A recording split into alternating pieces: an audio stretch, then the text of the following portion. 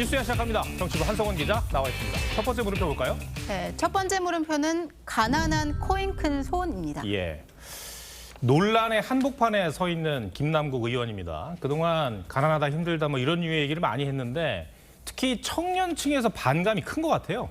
네, 우선 이 김 의원은요, 국회의원이 되기 전부터 유튜브에 출연해서 매일 라면만 먹는다고 말할 정도로 가난을 숨기지 않는 모습을 보여왔습니다.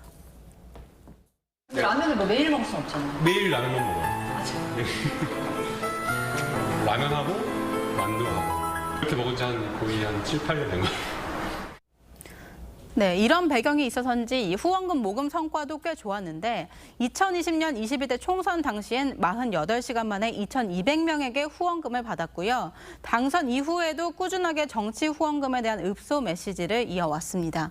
이 염치불구하고 부탁드린다, 운동화를 신고 본회의에 간다, 이 메모리폼 매트리스로 회관에 산다 이런 내용들이었는데 2021년 1월부터는 매년 새해마다 정치 후원금 계좌를 홍보하고 있습니다.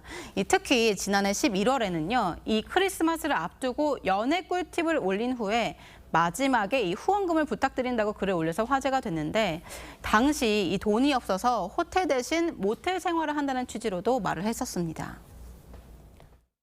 전혀 화제가 될 줄 몰랐고요. 크리스마스를 앞둔 위트 있는 글과 함께 후원금을 부탁드렸는데요. 그 글을 보고 웃으시면 후원금을 주셔야 됩니다. 이게 혹자는 이걸 가난 마케팅이라고도 부르던데 근데 저런 말을 할 때도 코인을 하고 있었다는 얘기죠? 네, 제가 이 가상화폐 전문가들한테 물어봤더니요.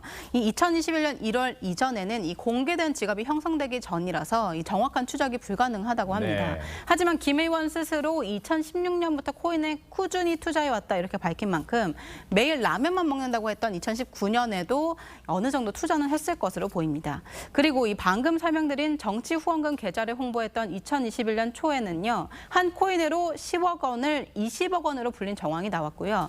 특히 60억 원가량 코인 보유 논란이 됐던 이 위믹스 코인을 집중적으로 거래했던 시기가 2021년 10월부터 2022년 2월 사이인데 그 시기에도 이 구멍난 운동화를 보여주거나 이 후원금 계좌를 홍보해 왔습니다. 검소함의 상징이시잖아요. 저는 아닙니다. 저희 죄송해요. 토탈 얼마예요, 이거 지금? 이것은 국회에서 준 거. 신발은 37,000원. 잠깐만, 근데 신발은 엄지발가락 부분이 구멍이 났어요. 이거 좀 잡아주면 좋겠네요. 메쉬 소재라서 그렇습니다. 네, 알겠습니다. 첫 번째 물음표 정해볼까요? 네, 첫 번째 물음표 가난한 코인 큰 손의 느낌표는 작전 주는 손절매 이렇게 뽑아봤습니다. 이 정계 입문 당시에는 나름 청년 정치 우량주로 이 야권에서 주목을 받았던 김 의원이 이번 코인 사태로 오히려 작전주에 가까운 정치를 한 거 아니냐 이런 비판이 나옵니다. 이 당내에선 이 손절매까지 거론되는 분위기인데 내일 민주당 의총 상황을 지켜봐야 하겠습니다. 네. 두 번째 물음표는 뭡니까? 네, 두 번째 물음표는 조국 출마의 자유입니다. 조국 전 장관의 내년 총선 출마 설이 나오고 있어요. 네, 이 조국 부녀 중 한 명은 출마할 것 같다. 이렇게 박지원 전 국정원장이 군부를 뗐고 이후 민주당 내부에서도 출마는 본인 자유다 이런 반응이 나오면서 점차 힘이 실리는 분위기입니다. 저는 나올 것 같아요. 전체적으로는 집토끼를 뭉치게 하는 역할은 굉장히 클 거예요. 뭐 누구나 출마의 자유는 있다고 생각합니다. 예.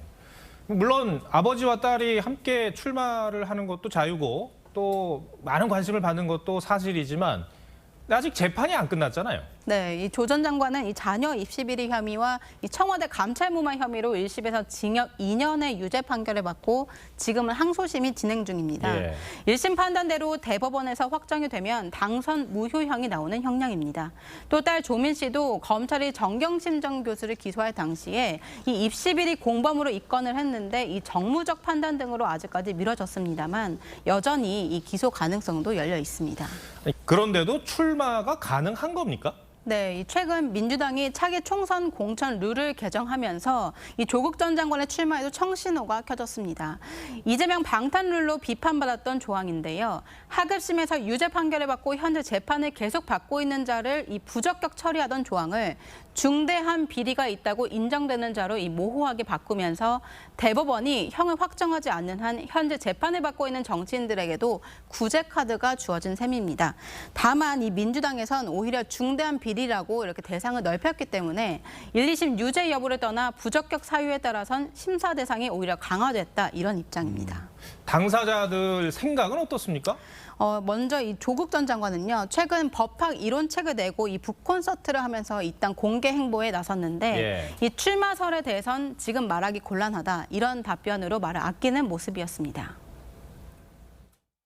정치에 나오실 의사는 없으신지요? 목에 칼이 이제 풀렸을 때, 발목에 있는 쇠사슬이 풀렸을 때 뭘 할지는 저도 잘 모르겠습니다. 지금으로서는 말씀드리기가 좀 곤란하지 않나.